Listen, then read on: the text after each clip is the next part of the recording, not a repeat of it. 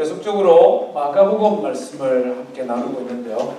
우리 지난주 설교 말씀을 한번 조금 되새겨 보시기를 바랍니다. 하나님을 경험하자, 신앙의 체험의 중요성에 대해서 설교했죠. 그래서 설교 제목이 좀 이렇게 특이했지 않습니까? 제목이 뭐였습니까? 높은 산으로 올라가자. 예. 그래서 산으로 실제 올라가셨더라고요. 얼마나 말씀의 순종을 잘 하시는지 월요일날 레이버데이에 그냥 이렇게 산으로 올라가시는, 그것도 연세가 조금 되신 분들이 열심도 대단하세요. 산으로 등산하시고 아마 가서 찬송도 하고 기도도 하셨지 않을까 이렇게 생각합니다. 하나님 앞에 예배하기 위해 구별된 시간, 구별된 장소, 거기에서 찬양하고 말씀 나누고 기도하는 그곳이 곧 거룩한 산이다, 높은 산이다, 이것 나누었습니다. 오늘은 또 한 가지 더 우리가 하나님을 체험하고 경험하는 원리들이 무엇이 있을까? 예수님께서 친히 우리에게 가르쳐 주신 것이죠. 기독교 신앙은 사변적인 철학적인 신앙이 아니라 경험으로 알 수 있는 신앙이다. 이것을 강조해 가기를 원합니다. 요즘 TV에 보니까 먹는 방송이 굉장히 많습니다. 삼시세끼 먹는 방송이죠. 그리고 백종원, 말도 좀 충청도 사람 같아요. 보니까 이분이 먹는 방송에 그냥 여러 가지를 하는데 3대 천왕, 집밥, 백선생 이런 거 굉장히 인기도 좋은 것 같습니다. 그런데 중요한 것은 아무리 TV 많이 보고 입만 다시고 있어봐야 별 소용이 없습니다. 뭐가 중요합니까?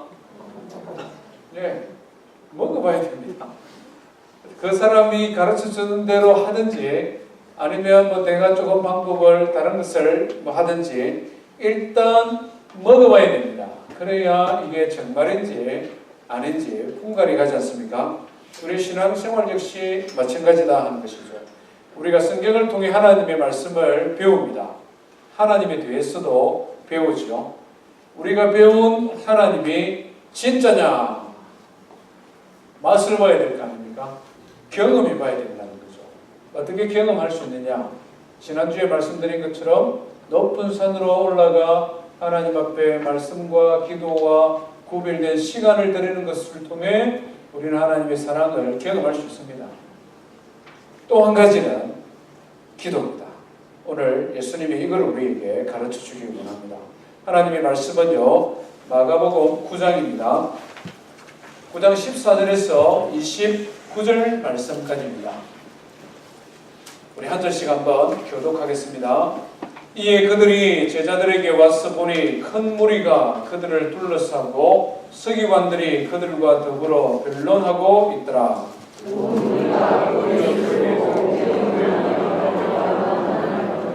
예수께서 물으시되 너희가 무엇을 그들과 변론하느냐?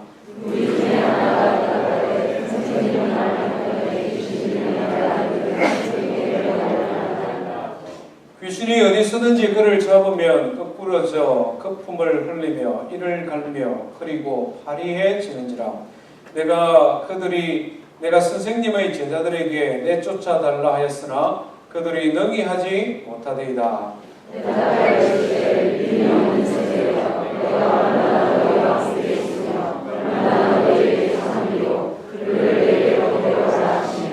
이에 데리고 오니 귀신이 예수를 보고 곧 그 아이로 심히 경련을 일으키게 하는지라.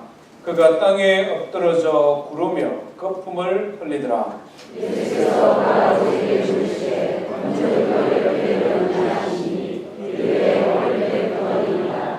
귀신이 그를 죽이려고 불과 물에 더 자주 던졌나이다. 그러나 무엇을 하실 수 있거든 우리를 불쌍히 여기사 도와주옵소서.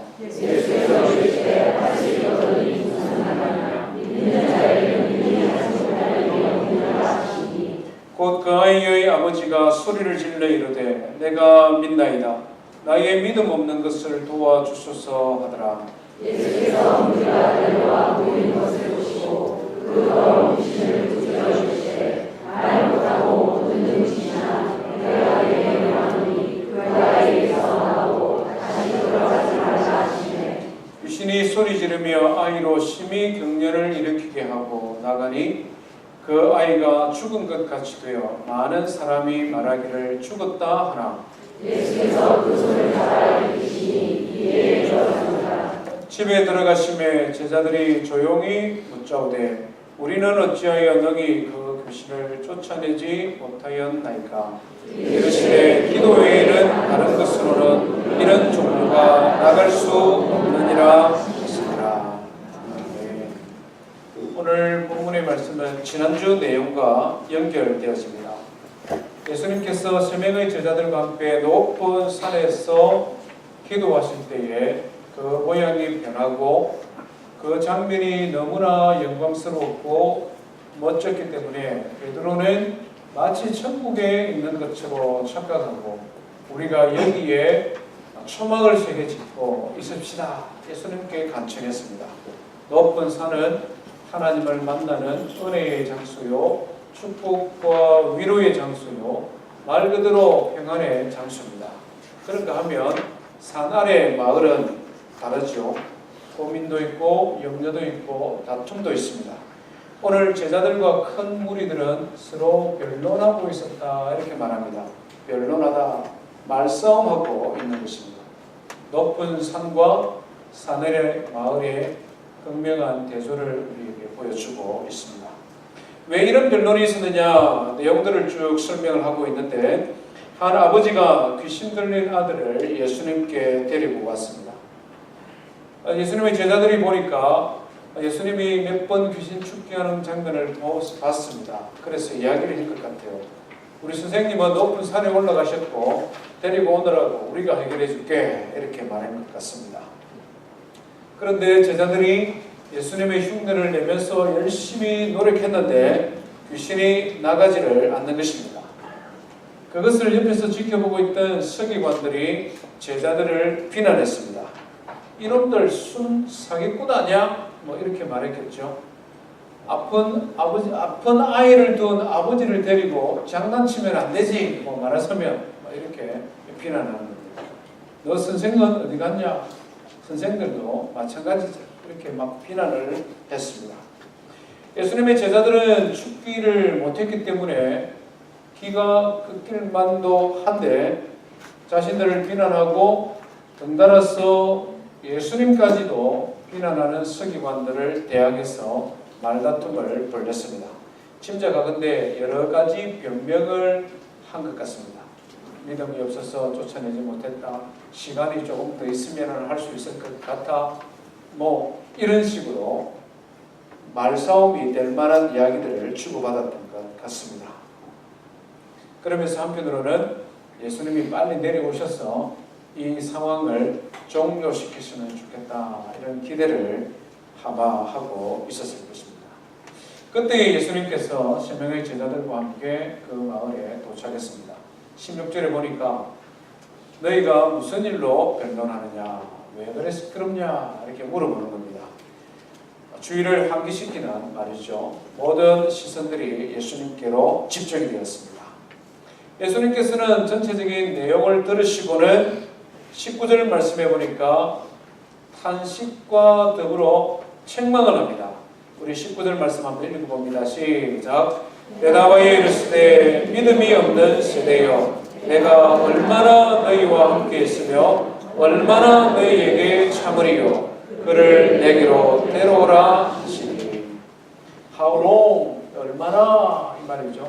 두 번씩이나 얼마나 내가 너희와 함께 있고 얼마나 참아야 되겠느냐. 제자들아 이제는 너희들이 믿음도 있고 그 믿음을 가지고 하나님의 역사를 이루어 갈 때도 되었는데 왜 아직 이루고 있느냐. 1차적으로 제자들에 대한 탄식과 책망입니다. 두 번째는 믿음이 없이 무작정 비판만 일삼는 서기관들에 대한 책망입니다. 예수님께서 이렇게 안타까운 마음으로 책망을 하십니다. 그러면서는 그것으로 그치지 아니하시고 예수님의 제자가 가져야 되는 믿음이 무엇인가 하는 그것을 가지고 가르쳐주기 시작하셨습니다. 그러면서 그 아이를 데려오느라 이렇게 말씀합니다. 20절과 21절 말씀해 보니 아이를 예수님께 데려올 때 있었던 일들을 기록을 하고 있습니다. 귀신은 예수님을 보자마자 아이로 하여금 경련을 일으키고 땅에 엎드러져 부르고 거품을 흘리게 만들었습니다. 말하자면 발작을 하게 만드는 거죠. 주변의 사람들이 이러다가는 애가 죽겠다 이런 두려운 마음이 들 만큼 귀신은 마지막 발악을 하는 것입니다.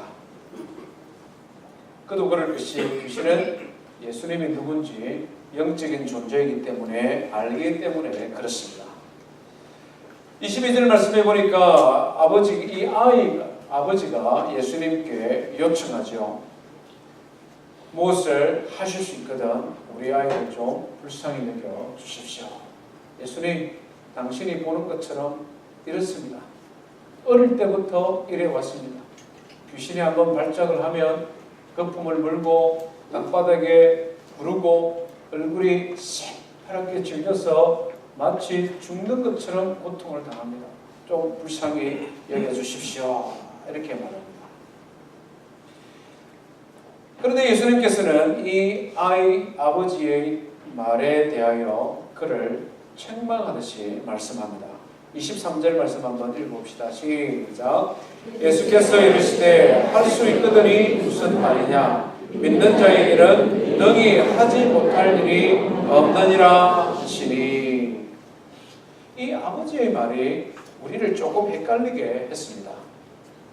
할 수 있거든 우리 아들을 좀 고쳐주십시오. 겸손한 표현 같기도 하고 예수님이 고칠 수 있다는 믿음을 가진 것 같기도 하는 좀 헷갈리는 표현입니다만은 예수님은 이 아버지의 마음을 보시고 중심을 보시고 책망하십니다. 이것은 믿음도 아니고 겸손도 아니다. 이것은 불신이다는 것입니다. 할 수 있거든이 무슨 말이냐? 믿는 자에게는 할 수 없는 것이 없다. 이렇게 말씀하는 겁니다. 우리가 인간관계 속에서도 간혹 이런 대화가 또는 이런 뉘앙스의 말을 들을 때가 있습니다. 굉장히 기분 나쁜 말이죠. 네 주제에 이걸 하겠다고? 택도 없는 사람이 많아. 이런 말하면 굉장히 이 사람이 기분 나쁘지 않습니까? 네가 뭘 한다고 설치나 뭐 이런 말 하면 사람 굉장히 자존심 상합니다. 불신인 거죠. 무시하는 거죠. 예수님은 지금 이 아이의 아버지의 말을 그렇게 해석하고 있습니다. 할 수 있거든 이것 좀 해주십시오. 이 말은 겸손한 듯 하지만 그의 마음에는 예수님, 당신이 이걸 하실 만한 능력이 있겠습니까? 그런 것 같으면 좀 해주십시오. 이 말이라는 것이죠. 이것은 불신입니다. 아이가 낳는 것보다도 더 중요한 것은 아이의 아버지가 가지고 있는 그 불신의 문제를 해결하는 것. 예수님은 그것을 더 중요하게 여기셨습니다. 그래서 책망하듯이 말씀하는 거예요. 할 수 있거든이 무슨 말이냐? 믿는 자에게는 능치 못한 일이 없다 말씀하니까 아이의 아버지가 정신을 부쩍 차리고는 예수님께 말씀하지요. 24절에 뭐라고 말합니까? 아이의 아버지가 소리질러 이르되 내가 믿나이다. 죄송합니다 예수님. 어려서부터 애가 아프고 한번 발작할 때마다 너무 무서워서 그리고 예수님의 제자들이 고치지 못하니까 나도 모르는 사이에 내 마음속에 믿음이 없었습니다. 이 소리를 막 지르는 거예요. 예수님 내가 믿습니다. 나의 믿음 없는 것을 불쌍히 여겨주시고 제발 우리 아들 좀 살려주십시오. 여기서 우리가 진정으로 예수님을 믿는다 하는 것이 무엇인지를 가르쳐주고 있습니다. 믿음은 뭡니까? 하나님은 살아계시고 살아계신 한 분 하나님은 그를 찾는 백성을 위하여 선한 일을 행하시는 것. 히브리서 11장 1절부터 7절 말씀해 보면 믿음이 없이는 하나님을 기쁘시게 할 수 없나니 하나님이 살아계심을 믿고 하나님을 찾는 자에게 상 주시는 것, 선한 일을 행하실 수 있는 힘과 권세와 능력이 주권자 되신 하나님께 있습니다. 이것을 믿는 것이 진정한 믿음이라는 것이죠. 그래서 예수님께서는 이 아이의 아버지에게 너희에게 진정한 믿음이 필요하다. 내가 살아계신 한 분 하나님의 아들이며 그 하나님의 아들로서 너희 아들을 깨끗이 낫게 할 것을 내가 믿느냐? 이것을 지금 물어보고 있는 것입니다. 저와 오늘 함께 예배한 우리 모든 성도님들에게도 이런 확실한 믿음, 예수 그리스도가 살아계신 하나님의 아들이요 하나님으로서 힘과 권세와 능력을 가지신 분이라는 것을 믿는 성도되기를 주의 이름으로 축원드립니다. 성경을 살펴보면 예수님께서는 믿음을 따라 역사하실 때가 많았던 것을 우리는 확인하게 됩니다. 우리가 앞에서 지금까지 마가복음을 19번 정도 강해를 해왔는데요. 그 중에만 해도 몇 가지가 예수님께서 믿음을 보고 역사하셨습니다. 중풍병 걸려서 고통당하는 친구를 데리고 온 4명의 친구에 대하여 예수님께서 뭐라고 말씀합니까? 예수님께서 저들의 믿음을 보시고 이렇게 말씀하셨습니다.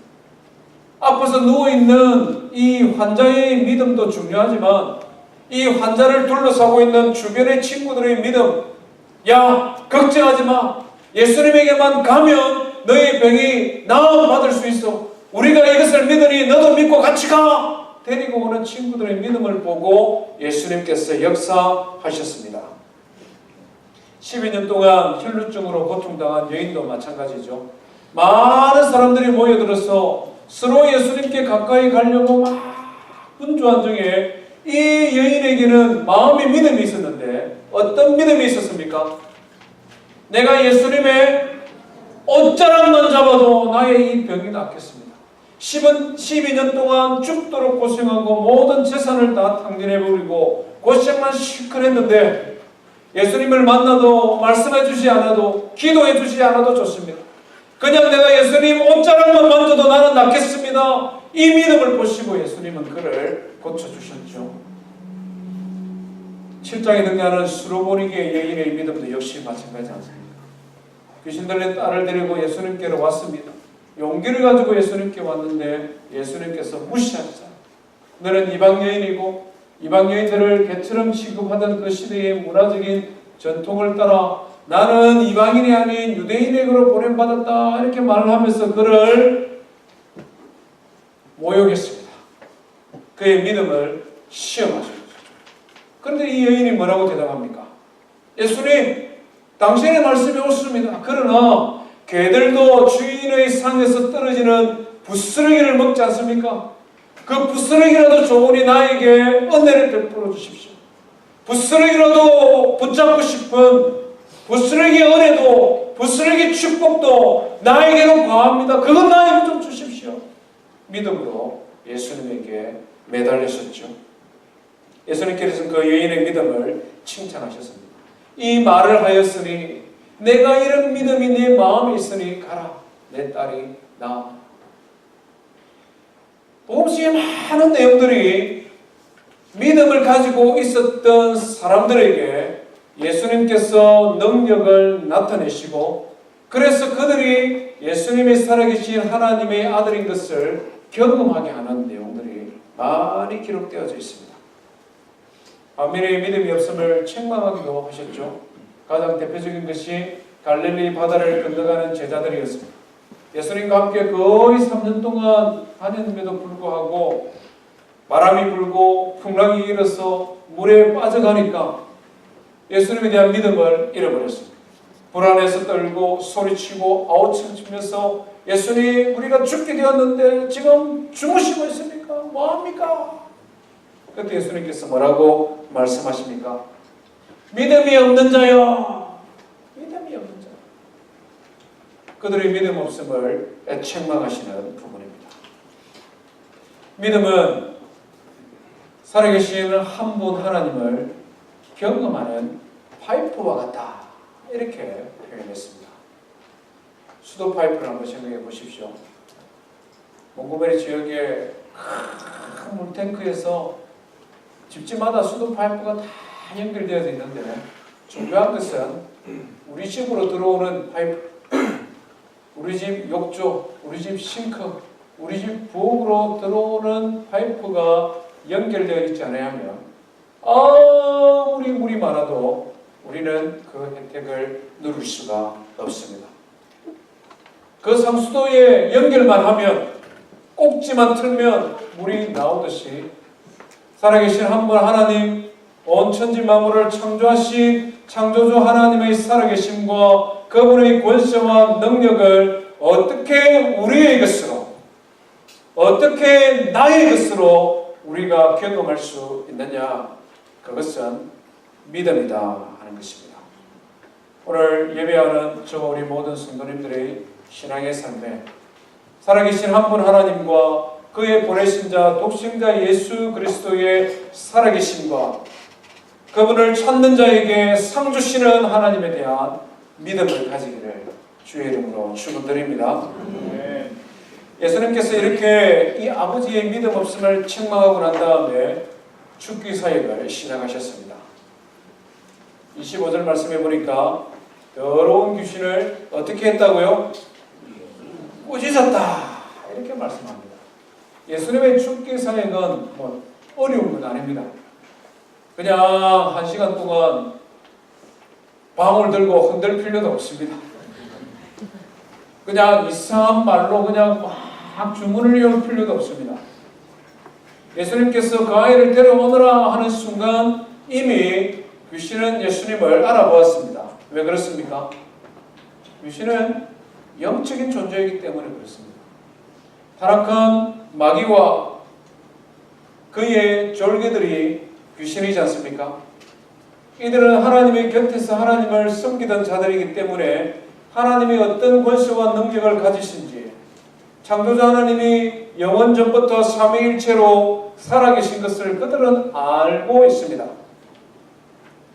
사단의 꾀임에 빠져서 하나님을 대적하다 하나님께서 그들을 징계하심으로 버림받았습니다. 회개할 수도 없는 영혼이 마귀입니다. 요한계시록 13장 말씀해 보면 불못 곧 둘째 사망의 때까지 버림받은 영혼들이 귀신들이고 마귀입니다.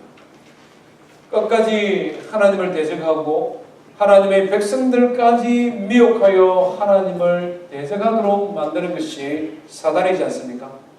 책망받아 마땅한 존재입니다. 그래서 예수님께서는 그를 꾸짖었습니다. 뭐라고 꾸짖었을까요? 앞에서 쭉 경험을 통해 보면 더러운 귀신아, 내가 하나님의 백성, 그것도 하나님의 선하고 착한 백성의 자녀, 어린 생명에게 들어가 그를 괴롭히느냐? 물러가라. 아마 이렇게 말씀하셨을 것 같아요.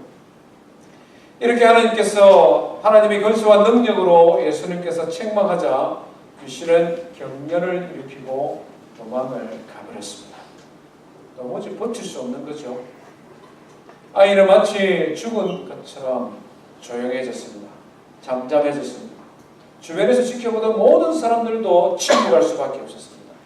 예수님의 권세와 능력이 나타나는 현장에서 허물과 죄로 말미암아 죽었던 인생이 취할 수 있는 행동이 있다면 침묵하는 것밖에 없습니다. 예수님에 대하여 불신하던 아버지도, 틈만 나면 시비를 걸던 서기관들도, 믿음 없는 제자들도 그냥 입을 다물고 예수님의 권세 있는 사역을 지켜볼 뿐이었습니다. 물러가고 난 다음에 조용하게 제자들과 예수님만 남았을 때 제자들이 묻습니다. 28절 말씀이죠. 제자들이 조용히 묻자오되 우리는 어찌하여 능히 그 귀신을 쫓아내지 못하였습니까? 참 진실한 질문이요, 솔직한 질문입니다. 예수님 참 이상합니다. 우리가 예수님처럼 예수님이 하는 방식대로 그렇게 했는데 왜 우리는 안 되는 겁니까? 그때 예수님과 제자들의 한 가지 차이점, 그러나 너무나 중요한 차이에 대해 말씀해 주셨습니다.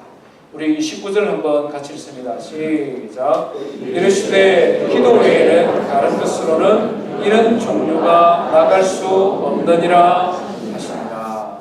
아멘. 기도 외에는 다른 것으로 이런 종류가 나갈 수 없다. 나는 기도하였는데 너희들은 기도 안 했지 않느냐, 이 말씀이죠. 제자들은 귀신을 쫓아내려고 최선을 다했을 것입니다. 지금까지 보았던, 경험으로 알았던 모든 수단과 방법을 전 다 동원했을 것입니다. 그럼에도 불구하고 그들은 성공할 수 없었습니다. 예수님은 그 이유가 너희들은 기도하지 않았기 때문이다, 이렇게 말씀하고 있습니다. 주의 일을 하면서 기도하지 않는 것, 얼마나 어리석고 교만한 행동인지 모릅니다. 어리석다는 것은 우리 인생이 얼마나 무능한지, 우리가 대적하는 악한 영들이, 공중 권세 잡은 자의 능력이 얼마나 대단한지를 모른다는 것입니다.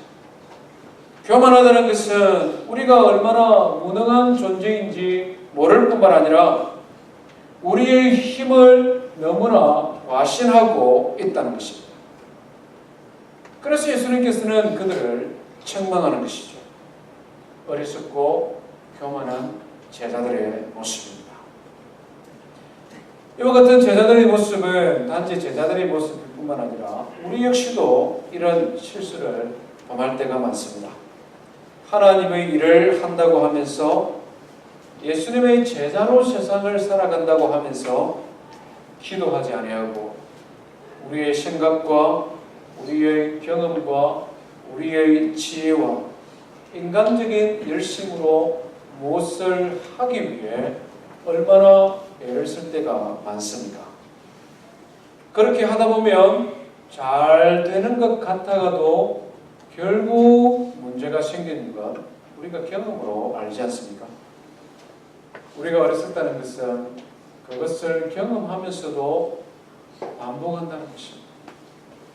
우리가 교만하다는 것은 그것을 알면서도 계속적으로 자신을 과신한다는 것입니다. 주의 일을 할 때에 기도하고 하라는 것입니다. 예수님의 이 말씀은 또한 우리에게 힘을 주고 위로를 주고 용기를 주는 말씀입니다. 기도 외에는 이런 종류가 나갈 수 없다, 이 말씀은 뒤집으면 무슨 말씀입니까? 기도하면 너희들도 할 수 있다, 이 말씀이지 않습니까? 기도하면 귀신을 쫓게 할 수 있다는 말씀이요, 기도하면 고질병을 고칠 수 있다는 말이요, 기도하면은 불가능한 일이라고 포기했던 일을 내가 성취할 수 있다는 말씀입니다. 이것은 책망하는 말씀일 뿐만 아니라 우리를 격려하고 도전하여 할 수 있는 사람으로 변화시키는 약속의 말씀인 것입니다. 요한복음 14장에 보면 예수님은 이것을 구체적으로 말씀하셨습니다. 내가 진실로 이르노니 나를 믿는 자는 내가 하는 일을 그도 할 것이요, 나를 믿는 자는 내가 하는 일을 그도 할 수 있다는 말씀이죠. 또한 그보다 큰 일도 하리니 이는 내가 아버지께로 감이라. 너희가 내 이름으로 무엇을 구하든지 내가 행하리라. 내 이름으로 무엇이든지 내게 구하면 내가 행하리라. 이 말씀이 얼마나 우리 삶 가운데 이루어지고 있는지를 모릅니다. 사실 예수님을 믿는 자들이 예수님이 행하신 일을 행할 뿐만 아니라 그보다 큰 일들을 많이 하고 있음을 우리는 알고 있습니다. 예수님께서는 3년 동안 예루살렘과 유대라는 이 지역의 경계를 넘어서지를 못하셨죠. 그렇지 않습니까? 예수님을 만난 사람들도 그렇게 많은 숫자의 사람들이 아닙니다. 그러나 예수님을 믿는 제자들은 어떻습니까? 예수님을 믿는 제자들은 예수님의 약속의 말씀을 믿었을 때에 말 그대로 성령이 그들에게 충만히 임하였을 때에 예루살렘뿐만 아니라 유대뿐만 아니라 사마리아와 땅끝, 그때 그 시대의 땅끝이라고 생각했던 이탈리아, 로마와 스페인에 이르기까지 모든 나라, 모든 족속을 다니며 사람들에게 하나님의 말씀을 전했고 그들의 질병을 치유했고 악한 영들을 축기했고 하나님의 말씀을 전파하는 말 그대로 예수 그리스도보다 더 능력 있는 사역을 한 사람들이 얼마나 많습니까? 바울 사도를 한번 생각해 보십시오. 바나바를 한번 생각해 보십시오. 그들은 인간의 몸을 가진 우리와 똑같은 연약한 인생이었습니다마는 그들은 주 예수 그리스도의 말씀을 믿었고 그분이 믿는 자에게 능력 주심을 믿었고 기도하면 그 기도가 응답되어진다는 것을 믿었습니다. 고난 가운데서 핍박 가운데서 1차, 2차, 3차에 걸쳐서 아시아뿐만 아니라 유럽까지 로마까지 그리스도의 복음을 전하지 않았습니까? 바울 사도뿐만 아니라 예수님의 11제자 역시 마찬가지입니다. 그들은 연약한 사람들이었습니다마는 기도의 능력을 믿었습니다. 예수님이 약속하셨고 그 약속의 말씀이 이루어지는 것을 믿었습니다. 땅끝까지 복음을 전하는 복음의 능력자로 쓰임받은 것을 우리는 기독교 역사를 통해 보지 않습니다. 지금 역시 마찬가지입니다. 모든 나라, 모든 민족에 나아가 있는 선교사님들의 사역을 보십시오. 그들도 역시 기도의 능력을 믿고 하나님의 능력을 믿고 나아갈 때에 하나님의 말씀을 전파합니다. 질병을 치유합니다. 능력으로 사람들을 가르칩니다. 학교도 세우고 병원도 세우고 그래서 예수 그리스도께서 공생의 사역 동안 행하신 것보다 더 큰 일, 더 많은 일들을 지금도 하고 있지는 않습니까? 사랑하는 성도 여러분, 기도의 능력을 믿고 예수 그리스도의 약속을 믿고 기도하는 성도 되기를 주의 이름으로 축원드립니다. 믿음과 기도는 항상 병행하게 되어져 있습니다. 병행할 뿐만 아니라 상호 의존적으로 성장하게 되어 있습니다. 진짜 믿는 사람은 기도할 수밖에 없습니다. 그렇지 않습니까? 살아계신 하나님을 믿는 사람은 우리 인생의 연약함을 깨닫게 되고 능력 많은 하나님 앞에 기도하게 되어져 있습니다. 기도하면 기도가 응답되어지죠. 그러면 하나님에 대한 믿음이 더 커지지 않습니까? 이 상호의존적인 관계에 있다는 거죠. 믿음이 있으면 기도하게 되고 기도하면 기도의 응답의 체험이 쌓이고 더 큰 믿음으로 성장하고 더 큰 믿음을 가지고 더 큰 도전을 하며 하나님 앞에 기도하면 하나님께서 더 크게 응답하시고 또 더 큰 믿음의 성장을 해가는 믿음과 기도의 상승작용이 우리 신앙의 삶에 있지 않습니까? 마지막 시대를 살아가면서 예수 믿는 사람들이 예수의 제자로 이 땅을 살아가는 것이 결코 쉽지 않습니다. 그래서 말하죠. 교회 안에서 생각하는 것처럼 세상이 만만치 않다. 하나님의 말씀대로 살아가는 것이 쉽지 않다고 이렇게 이야기합니다. 그런데 성도 여러분, 저는 이렇게 질문하고 싶습니다. 기도하고 있습니까?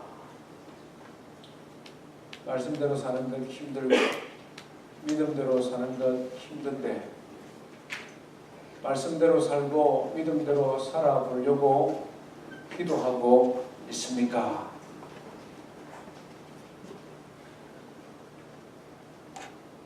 힘들고 어렵다고 말하는 것은 쉽습니다. 기도하는 것은 쉽지 않죠. 기도하지 못하도록 방해하는 것들이 많이 있기 때문에 그렇습니다. 아버지로 하여금 두려움에 떨게 하고 죄자들로 하여금 주저하게 만들었던 우리의 대적이 있기 때문에 그렇습니다. 기도하는 사람에게도 고난이 있고 시련도 있고, 기도하는 사람에게도 이 세상은 만만치 않습니다. 그러나 중요한 것은 기도하는 사람은 이겨낼 수 있다는 것입니다. 기도하는 사람은 주님께서 피할 길을 주시든지, 주님께서 능력을 주셔서 극복하게 하시든지, 연약한 우리 인생에게 그냥 맡겨두지 아니하고 하나님께서 일하기 시작하신다는 것입니다. 하나님께서 일하기 시작하시니 시련이 와도 어려움이 와도 그것을 알고 있으니, 그것을 믿고 있으니 힘든 세상을 살아갈 수 있는 용기가 우리에게 생기고, 그것을 극복할 수 있는 지혜와 능력이 우리에게 주어지는 것입니다.